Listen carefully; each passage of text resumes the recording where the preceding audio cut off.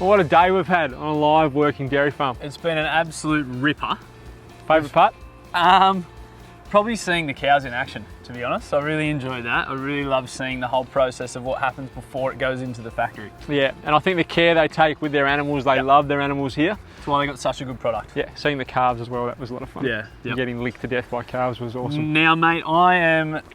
That part was great, but hello, I am keen as hungry? mustard for this, what are you cooking, mac and cheese? Doing mac and cheese. You can't come to a dairy farm that's synonymous for cheese and not do mac and cheese, I reckon. It's one of my favourites, so there's a bar. There is a bar. Okay, I'll see if I can achieve that bar. So I was thinking nothing better than mac and cheese to show off cheese. And show off Ashgrove, they've got so many different varieties. And you can sit down and just pick your favourite one, or you could put 4 in, or whatever your favourite cheese is, just put it in there. So I've gone for four of my favourites. What do you got? So the bush pepper, which you've already grated in there.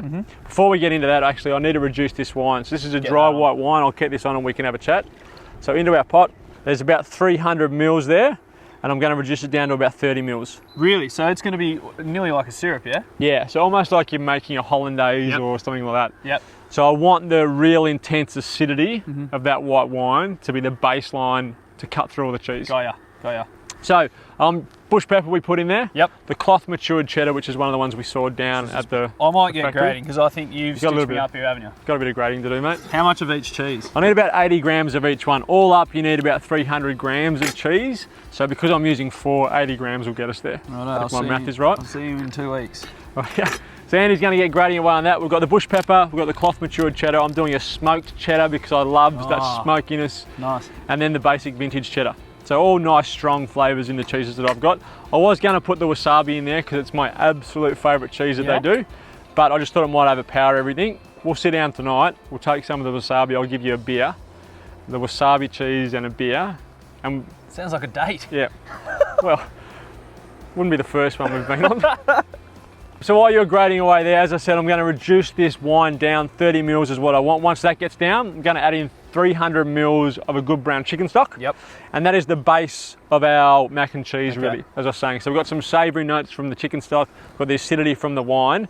And then in with your cheese, we're going to throw in a teaspoon of corn flour. Okay, what's that for? So the corn flour is the stabiliser. So it makes sure that the cheese doesn't coagulate and turn into just little balls. Righto. And the white wine, the acidity in the white wine makes the cheese nice and stringy. So that's what creates a sauce, basically, instead of just bits of cheese here, bits of cheese there. Yeah, so the corn flour is really important for making a mac and cheese at home. Yep. A lot of people would leave it out and wonder why it doesn't come together. That's it. That corn flour is what you need.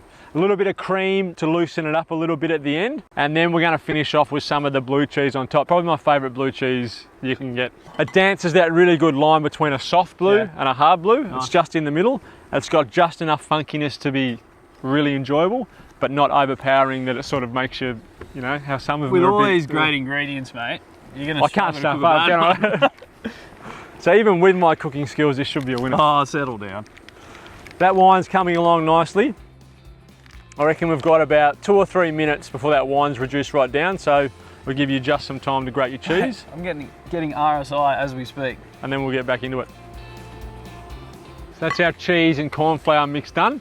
Got some truffle salt in there as well. Hey, I'm excited because each one of those little cheeses had a bit of off cuts. And we ate it. Straight in my mouth. They are pretty good. They are spot on. So our white wine is reduced right down to that 30 mils. In on top of that, we've got our chicken stock. And all I want to do is bring the chicken stock up to heat so that we can melt our cheese into it. And then our cheese mix goes in on top of that. We'll mix it around. It will start to form pretty much a fondue base. Mate, it's quite simple. Yeah. I've been a bit scared of macaroni and cheese over my time of cooking because I thought it was a bit complicated, but nah. And if you're at home and you had an oven and stuff. Oh, a little gratin. A little gratin with the breadcrumbs and more cheese under the grill. If you're at home doing this, mix together some breadcrumbs, put some cheese with the breadcrumbs, put that on top, and then break some of the blue cheese on top of that. Oh, man. Under a grill, you get a little gratin on top, and you're even better. And then sit down, white wine, mac and cheese. It's the fanciest mac and cheese in the world. Cheese goes in. Gonna mix that in. So now, as I said, you're making a fondue base. So melt that cheese in. It's smelling really good because it's not just really harsh cheese. That white wine's coming through, which is really nice. Okay, mac can go in. So just put a couple of handfuls in for me, mate. You just want it till it coats the the macaroni. Yeah? So you want to get that that mixture of mac and cheese right. Yeah. It'll go close. I reckon we've almost done it spot on. Hold up, let me give that a mix. So you can see that stringy, Yeah, that's your corn flour doing that. And you actually want that, you want that stringiness. Okay. All right, get in and have a taste. Thank you. Oh, look at that stringy, oh. It's gonna go everywhere.